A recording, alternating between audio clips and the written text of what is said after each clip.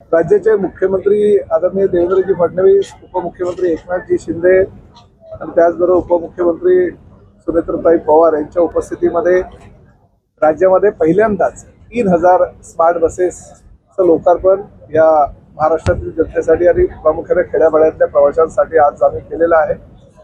56 आसनाची व्यवस्था असलेल्या ह्या मैत्रीच्या बसेस टप्प्याटप्प्यात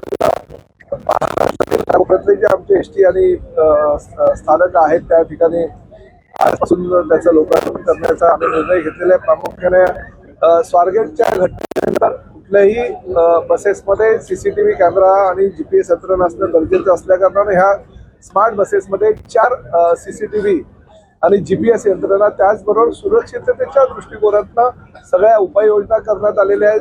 ड्रायव्हरच्या शेजारी एक स्क्रीन ठेवण्यात आलेली आहे. त्या स्क्रीनवर सगळ्या सीसीटीव्ही कॅमेऱ्याच्या माध्यमातून माहिती दिसणार आहे आणि त्याचबरोबर ड्रायव्हरच्या कडे एक पॅनिक बटन गाडीमध्ये असल्या कारणानं काही जर अडचण निर्माण झाली शेवटच्या पॅसेंजरला तर त्याची सूचना सुद्धा पॅनिक बटनच्या माध्यमातून ड्रायव्हर पर्यंत पोहोचेल अशी व्यवस्था या गाडीमध्ये आहे. चारही बाजूला स्क्रीन देण्यात आलेली आहे जेणेकरून ज्या रूटवर ह्या बसेस जातील त्या रूटवरची सगळी माहिती ह्या सगळ्या ग्राहकांना म्हणजे पॅसेंजरना मिळणार आहे आणि त्याचबरोबर उर्वरित वेळेस त्या ठिकाणी जाहिराती सुद्धा प्रकाशित करण्यात येणार आहे जेणेकरून ह्या जाहिरातींच्या माध्यमातून एसटी महामंडळाच्या उत्पन्नामध्ये भर पडेल.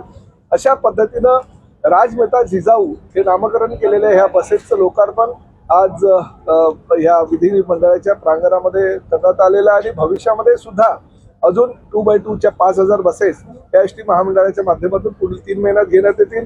त्याचबरोबर 100 ह्या 28 आसन क्षमता असलेल्या छोट्या मिनी बसेस 9 मीटरच्या राज्यातील खेड्यापाड्यामध्ये म्हणजे प्रामुख्याने डोंगर दऱ्यांमध्ये सुद्धा ह्या बसेस जाऊ शकतील. छोट्या बसेस अशा पद्धतीचं त्या बसेसचं सुद्धा आम्ही निविदा प्रक्रिया राबवलेली आहे. त्या सुद्धा ह्या वर्षाअखेरीस येतील आणि त्याचबरोबर 200 वोल्वो बसेस त्यापैकी 170 बसेस ह्या सीटर कोच असतील आणि 30 बसेस ज्या असतील स्लीपिंग कोच असतील. म्हणजे 8300 बसेस घेण्याचा राज्य परिवहन मंडळाचा हा निर्णय आहे आणि त्यामुळे ह्या वर्षामध्ये सर्वसामान्य प्रवाशांना जवळजवळ एसटी महामंडळाच्या स्वतःच्या अशा 23,000 बसेस उपलब्ध होणार आहेत. त्यासाठी जी काही तयारी आहे एसटी महामंडळानं केलेली आहे. त्यामुळे पूर्वीच्या काळामध्ये ज्या बसेसच्या बाबतीतली ओरड होती प्रवाशांची ती आता या भविष्यामध्ये होणार नाही. किती दर असणार आहे विद्यार्थ्यांसाठी आणि वयोवृद्ध नाही बघा, दरामध्ये काहीही बदल नाही. जो दर आतापर्यंत होता तोच कायम राहील. भविष्यामध्ये जर काही तिकिटीचे दरवाढ झाले तर ती सर्वांना लागू होईल. परंतु ह्या बसेस घेत असताना सुद्धा कुठल्याही प्रकारे दरवाढ होणार नाही याची दक्षता आम्ही घेतलेली आणि प्रामुख्यानं ह्या 8000 बसेस या राज्यातील एसटी महामंडळाच्या शेवटच्या डिझेल बसेस असतील. ह्या नंतरच्या ज्या बसेस आम्ही घेणार आहोत त्या पूर्णपणे पर्यावरणपूरक असलेले इलेक्ट्रिक बसेस आम्ही घेणार आहोत. त्यामुळे भविष्यामध्ये पर्यावरणपूरक एसटी महामंडळ चालवण्याचा निर्धार आमच्या महामंडळाच्या माध्यमातून झालेला आहे.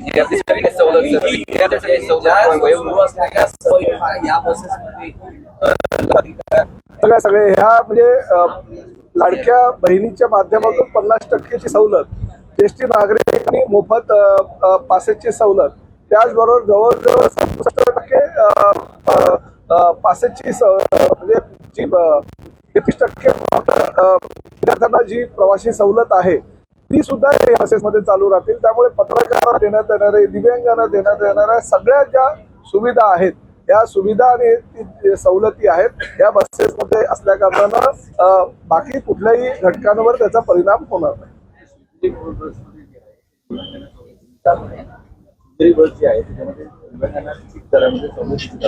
आता ह्या बाबतीतले जे काही निर्णय आहे ते निर्णय एसटी महामंडळाच्या माध्यमातून आलेले आमच्याकडे आलेले. पत्रकारांना सुद्धा सगळ्या बसेसमध्ये सवलत मिळत नाही अशी सुद्धा काही भावना पत्रकारांची आहे. त्या बाबतीत आम्ही सुद्धा निर्णय घेतलेले आणि वित्त खात्याकडे ती फाईल पाठवलेली आहे. परंतु ज्या सवलती पूर्वीपासून चालत आलेल्या आहेत त्या सवलती पुढे घेऊन आणखी त्यामध्ये काही सवलती आम्हाला ह्या काही घटकांना देता येतं का याची चाचपणी एसटी महामंडळ करताना निर्णय सकारात्मक त्या विषयावर सुद्धा आम्ही लवकरात लवकर घेऊ.